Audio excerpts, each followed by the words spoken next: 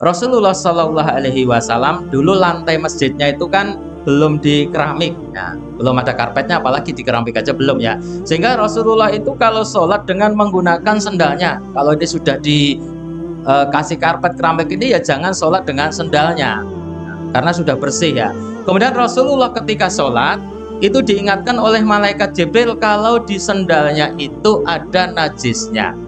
Maka Rasulullah melepas ya sendalnya itu tanpa membatalkan sholat, kemudian Rasulullah melanjutkan sholatnya.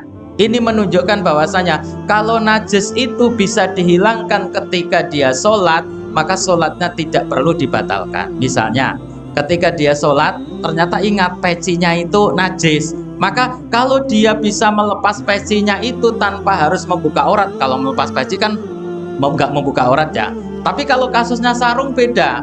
Misalnya dia lagi sholat, ingat sarungnya itu kena najis. Kalau dia melepas sarungnya membuka aurat ya. Maka kalau dia melepas pecinya saja tidak membuka aurat, silakan melepas pecinya tanpa membatalkan sholatnya.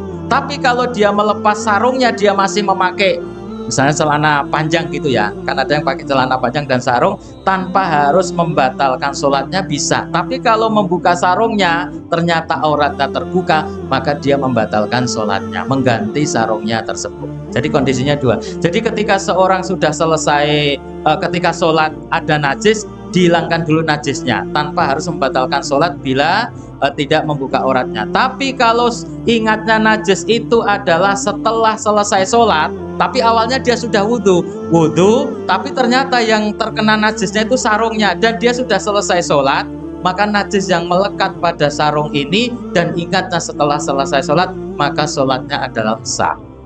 Berbeda ketika dia lupa tidak bersuci, berbeda karena bersucinya dia tidak ada. Tapi kalau yang terkena najis itu pakaiannya dan ingatnya setelah selesai sholat, maka sholatnya tidak perlu diganti. Kalau diganti gimana? Boleh ya. Seperti ketika kasus yang tayamum kemarin, ada dua orang diutus oleh Rasulullah Shallallahu Alaihi Wasallam.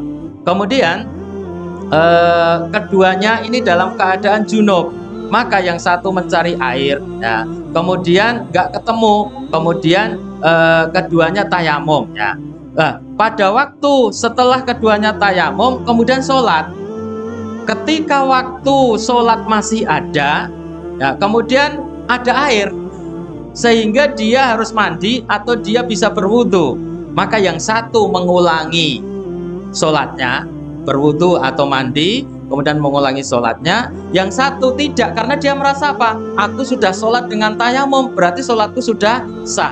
Maka Rasulullah mengatakan kepada orang yang tidak mengulangi sholatmu, sholatmu sudah sesuai dengan sunnah Rasulullah. Tidak ada air, kamu wudhu atau mandi. Tapi kepada orang yang mengulangi sholatnya, kamu mendapatkan pahala dua kali. Pahala sholatmu yang tadi dan pahala sholatmu yang sekarang. Jadi sebenarnya tidak berkaitan dengan betul dan salah, begitu ya. Jadi kalau berkaitan dengan dia belum bersuci, kalau dia sudah selesai sholat maka harus diulang bersucinya, baru dia sholat lagi. Tapi kalau dia sudah bersuci, cuma pakaiannya yang terkena najis, ingatnya setelah selesai sholat, maka sholatnya tidak perlu diganti. Adapun kalau dia mengganti juga tidak apa-apa.